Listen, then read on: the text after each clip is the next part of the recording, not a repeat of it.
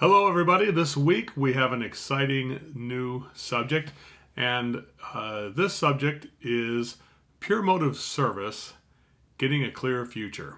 So, there is nothing that will increase the sales of a company more than the thing we're going to be learning this week and for the next few weeks. So, you diagnose the system, you diagnose the customer, you take the time to put together some premium, mid-range economy options, and everything seems perfect. And you, at the end, you make a relevant, customized presentation, and at the end of it, you've gone through several objections, maybe about the price and other things, and finally, you get to the point where the client says, "Well, you know what? No matter what you're saying, we're not going to be able to do this today because my wife is not here, or I just need a couple days to think about the price. I just need this time." And so just give me the time, and I promise I will make sure we call you back some other time. I'll call you back later today or tomorrow or something like that. So everything looks good. The client likes it, and everything seems good, but you're just not closing the deal. This is where the rubber hits the road, where getting a clear future will change your life and change the life of your company if you just adhere to what we're talking about this week. It's actually one of the most risk-free, simplest things you can do that doesn't really take any sales skills. It just takes job management skills to make sure that if we present a solution to people, or even if we don't present solutions, that we know what the next step is going to be for the client. Because world-class service means anticipating what the client's needs are, and if we don't set the next appointment, then we're putting the burden on the customer to call us. So let's go over the worksheet here a little bit. So in A, we talk about what is the pure motive reason behind getting a clear future at the end of each call. So we already talked about how much more revenue and income you're going to make. I mean, I would anticipate you would probably increase your sales by anywhere from 30 to 50% more if you were to do what I'm saying, which is to bring every single thing to the next step, to the next conclusion. So if you've diagnosed the job and you need to talk to the wife before you present the solutions, well, then let's book the next appointment to do that. Or if you've given the prices already and the client needs time to think about it and you simply can't bring it to a conclusion because you don't want to force people, then the next step would be to make another appointment to come back and get the final answer. Now let's go ahead and talk about this. So A, the pure motive reason, why is this good for the customer? Well, simply put, you are in charge of managing this project. And so you, the service professional who does way more than 400 calls a year, should be better at managing the project, and it's your job to manage the project from start to finish. So the selection phase, which is where we're at now, that's got to be managed too, just like the job completion phase or getting the work done. So if you screw up this part of it, most likely you're going to screw up the other part too. And the client, this is the first thing the client can see that's tangible as to why your company is indeed better. So A, what is a pure motive reason behind getting a clear future? Well, first of all, putting the burden on the client to call us makes them have to do the work, and that's just bad customer service, I can tell you that. Secondly, leaving the opportunity, to serve the client behind makes it likely that either the client was going to forget or we're going to forget. Basically, it leaves us open to other competitors and other people who could interfere. So if we make the next step, then they'll at least have to explain that to us when we talk to them again. The third thing is, right now the client is in the front of the line. So, if your company even does 20 calls a week, if they don't call you back for a couple of weeks, 2 or 3 weeks, they could be behind 60 people in line. Right now they're right in the front of the line. So in order to keep their place in line, you want to make sure that we schedule the next appointment. Therefore, they don't lose their place in line, because that would be bad service if you're in the front of the line, then you have to go to the back of the line when all the people call in. So, and then finally, when the client does call us back, let's, if we go ahead and make an appointment, make a presentation today, most likely they're going to call us back like in an emergency when everybody else also needs this service. Not only will they be in the back of the line, but the prices may have even changed, or it may not even be that system or the things that you're offering are even available anymore. So it's really poor service. And so one thing you have to get the pure motive through your brain is that you have to make a decision every single day you wake up, which is to refuse to participate in bad customer service. And so bad customer service is leaving the opportunity behind and not scheduling the next activity. When either you or the customer don't know what the next activity is, that's called mutual mystification.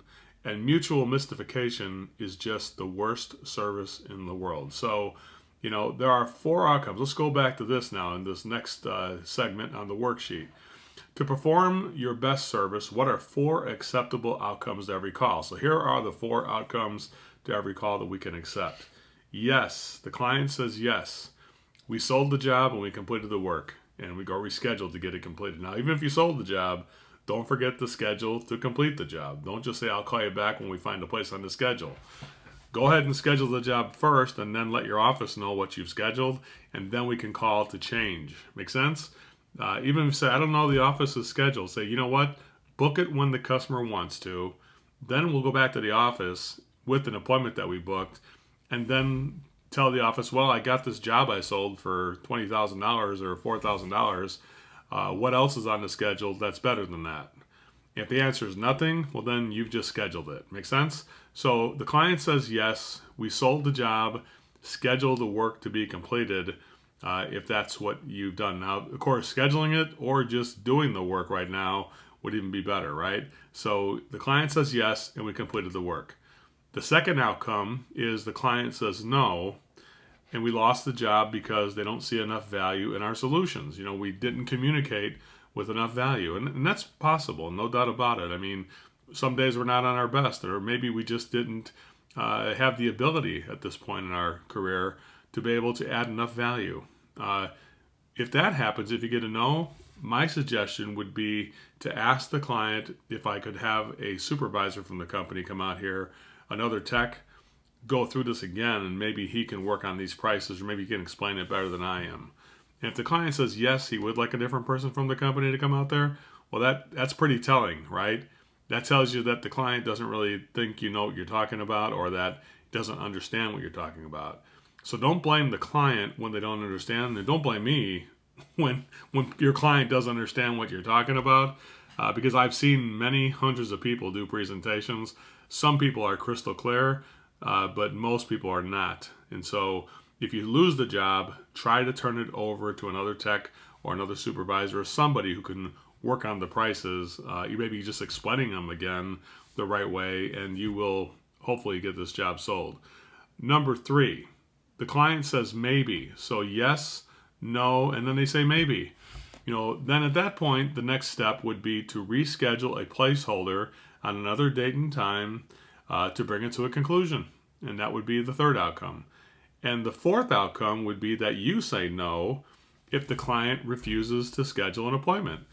So disqualify yourself or continue if they want to continue, if they're interested but don't want to set another appointment.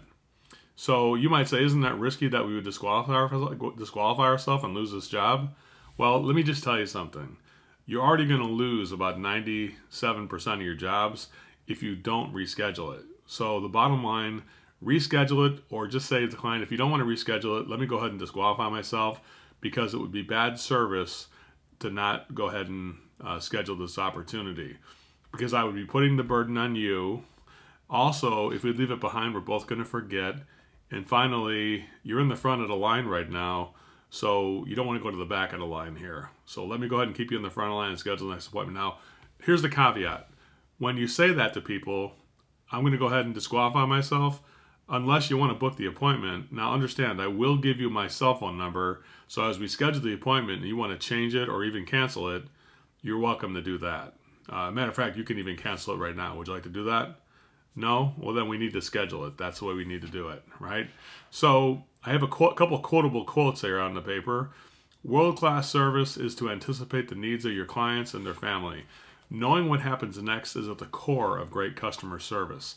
Make the decision each and every day when you wake up and put your pants on one leg at a time that you will provide world-class service, even if you have to fight upstream to do it. Now, a second quote I have is that if you want poor service, that's fine. Not everybody feels entitled to having a professional. So I believe in providing world-class service. So if you want bad service, that's okay. But you just have to do that without me, because I only provide great service for the investment people make in me. So what should we do? Those are two Uncle Joe quotes. So as we go through this worksheet, I'm going to have you guys role play this with our coach who's filling in for me today. Getting a clear future on page 2. The client says, no matter what you say, we need to discuss this by ourselves. So just email or leave the options behind and I'll call you back when I'm ready. Now, of course, this is assuming we've already done the technique where we say, hey, why don't we go ahead and just eliminate the top option, look at the rest of them. What should we do, right? So we've already done that. But they say, no matter what you're saying, we got to do that. I just need a couple days on this. And so at this point, you got to make your first request to make an appointment.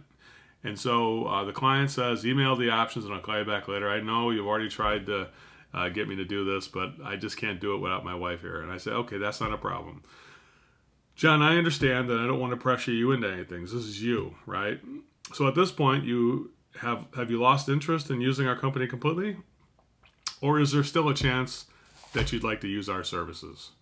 And the client hopefully would say about 99% of the time, yes, I'm definitely interested in using your company, or no, you're still in the running.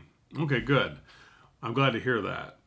So if you're still interested, the next step is for me to schedule an appointment to bring this to a conclusion. So what day can we bring this to a conclusion? And then you're going to schedule the appointment. That's how you do it. So are you interested? Because if you're interested, we would if you're not interested, we just wouldn't do anything. If you are interested in our services, then the next step would be to schedule an appointment. So when can we do that? And so the client says, well, I don't really want to commit to an appointment. I don't know my wife's schedule. And then you would say, second request, John, I understand, but we really believe in world-class service. So I'm going to give you my cell phone number and you can call or text me if you need to reschedule or even cancel as well. In fact, you can cancel right now. But if you want us to still continue here, we'd have to schedule an appointment. So you want to just cancel the call? Is that what you want? Or do you want to continue? No, I want to get this thing done. I want to cancel. Can you come out Thursday at 7 a.m.? That's what he'd probably say, right? Now, the third request, if somebody says, listen, I don't want to waste your time setting a date. You say, John, if you don't want to invite me back into your home to bring this to a final conclusion, then I'm just going to go ahead and disqualify myself from this opportunity because I just wouldn't be providing excellent service. But on the other hand, if you feel I can add value to this project, then I'd love to set the appointment. So what should we do?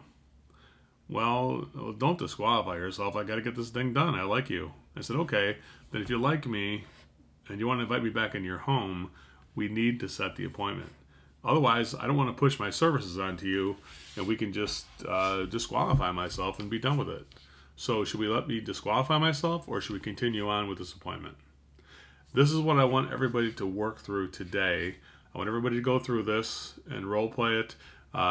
Step 1, the first request, the second request, and the third request. Everybody, this week I want to walk through it and you're going to read this. And after that, next week, I need to have this memorized because this is a core information. The first request is to let people know what world-class service is. The second thing is that I'm not going to continue unless we do this. The third thing, you got to make a choice, stop or continue. Because if you're saying we can't reschedule it, I'm going to have to disqualify myself. Should we stop, let me disqualify myself, or should we continue and make this schedule? What should we do? And that is our lesson for this week. Go ahead and let your coach role play through this with you. And we look forward to seeing you again next week. Have a great one, everybody.